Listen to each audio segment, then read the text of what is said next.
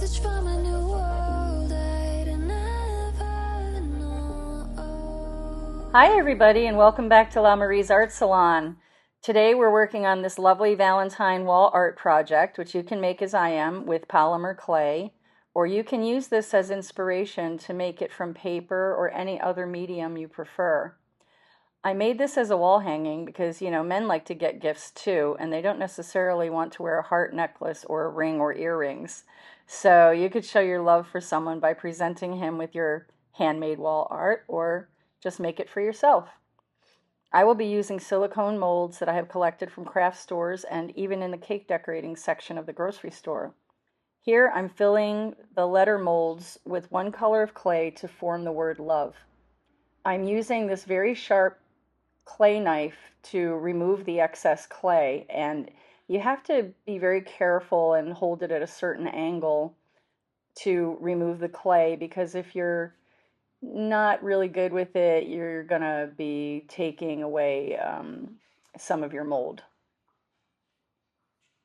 So you see, I'm lifting it in sections, not trying to get it all at once, which tends to make the knife drag.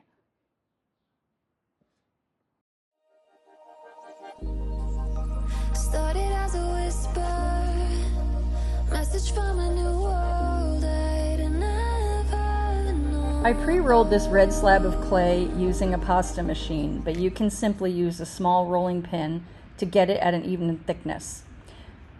Now I'm going to use my heart cookie cutter to get the shape and attach the letters to it. I want to give the piece some energy, so I'm laying the letters not just straight across, but giving them a little movement by placing them sort of up and down.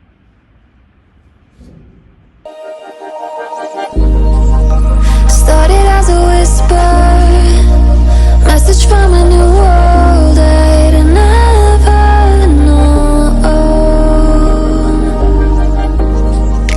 Something about it felt like it'd been waiting my whole life. Here I'm just using my needle tool to clean off some of the little nubbies that stayed from being in the mold. Also using my knife to flatten them a bit. This rolling pin helps them to adhere really tightly.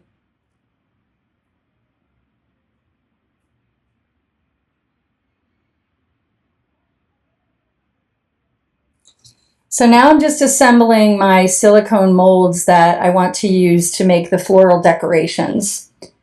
You can certainly make the flowers or whatever decoration you want by hand. You don't have to have silicone molds to do this.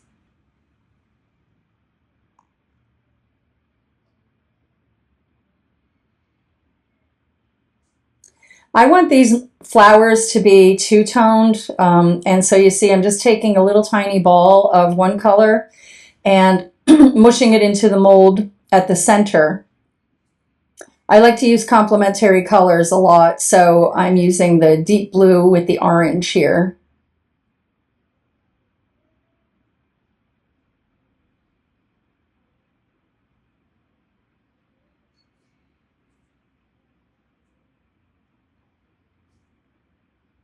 Same thing here. I want to have a variety of colors and sizes and shapes of flowers.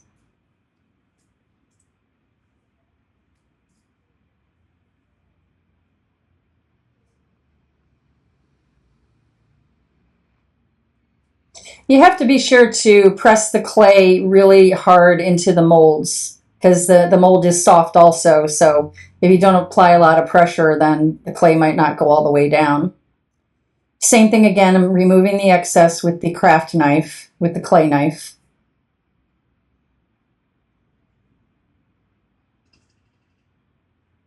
Isn't it cute? So when working with polymer clay, you want to keep some baby wipes handy and wipe your hands when you're changing colors, because some of the dye color will get onto your other colors if they're still on your fingertips.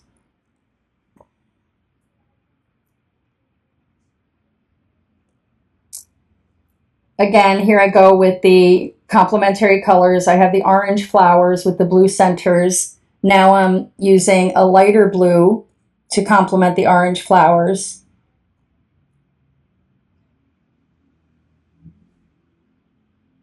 And did the opposite and gave it the orange center. All of this adds interest to your piece.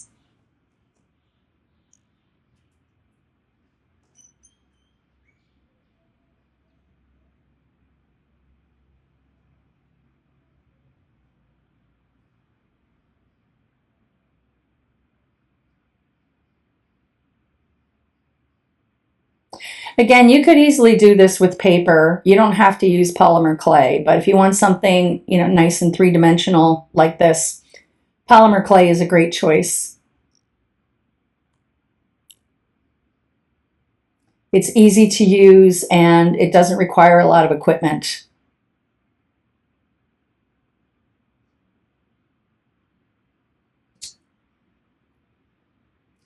For more variety, I'm making these rose shapes. I don't just want to have daisies. But you could. If you like daisies, you could go wild with just daisies.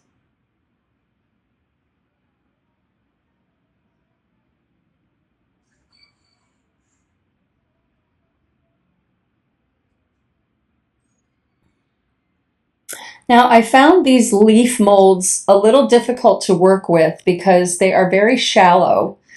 So it was a little difficult sometimes to remove the excess clay from them because the whole leaf would come up.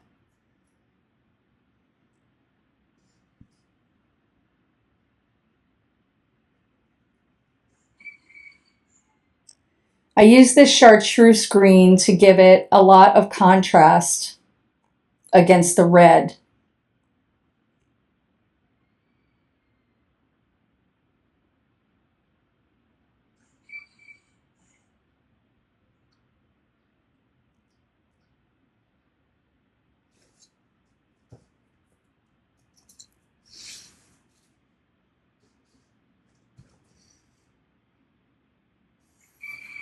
Again, using the needle tool as much as possible to place the leaves. It's very easy to get indentations in them if you use your fingers too much.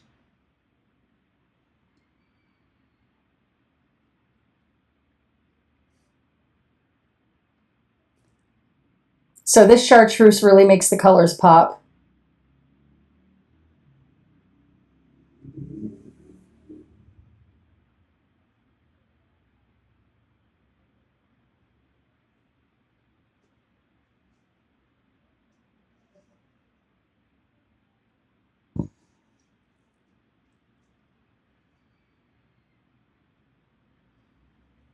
If you've seen any of my paintings, you know that I love bright colors, so this should be no surprise.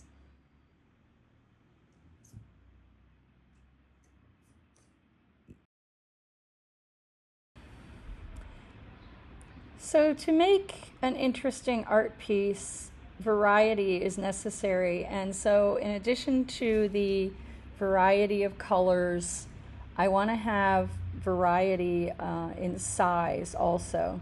All of the flowers thus far are pretty much the same size. So I'm going to make these little tiny ones just to put in here and there. There we go. Perfect.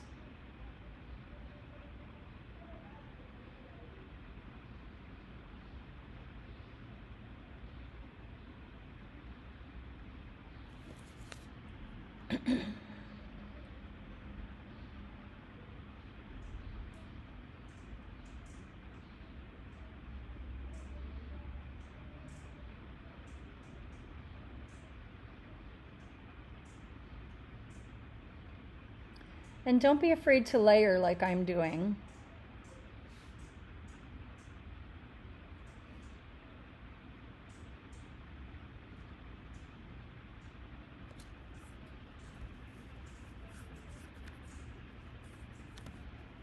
That E got a little mushy, so I'm trying to flatten it out and straighten it up a bit. So now I'm using a little rubbing alcohol with a cotton swab to remove any color that I might have inadvertently mixed on my fingertips if I forgot to wipe with the baby wipe, because that happens.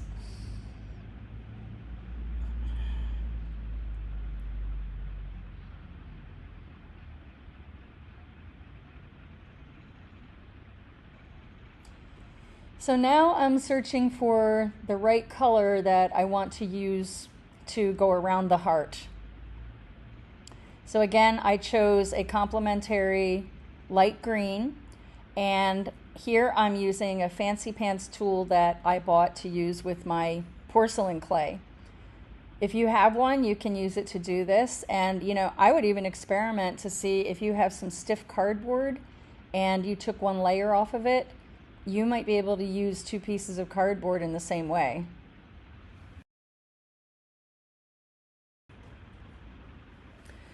Or nothing saying that you have to have a fancy border on it. You can just roll coils of clay also and do the same thing. Or if you're using paper, you can just put a contrasting color of a larger cutout heart underneath it.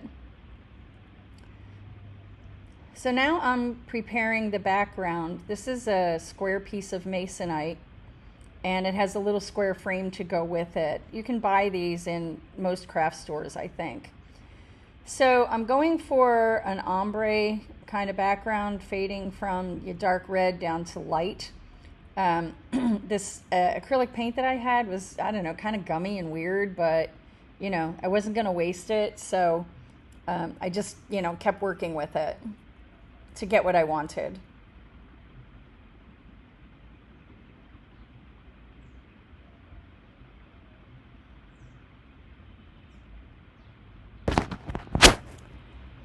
Okay, while this is drying, I'm going to make the piece a little puffy by putting some paper inside of it and, sort of cupping it around so that it gives it a little poof.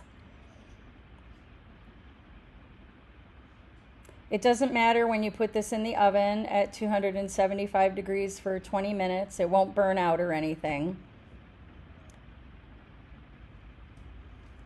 Now we're just going to glue the heart to the back, and we're going to glue the back to the frame, and voila!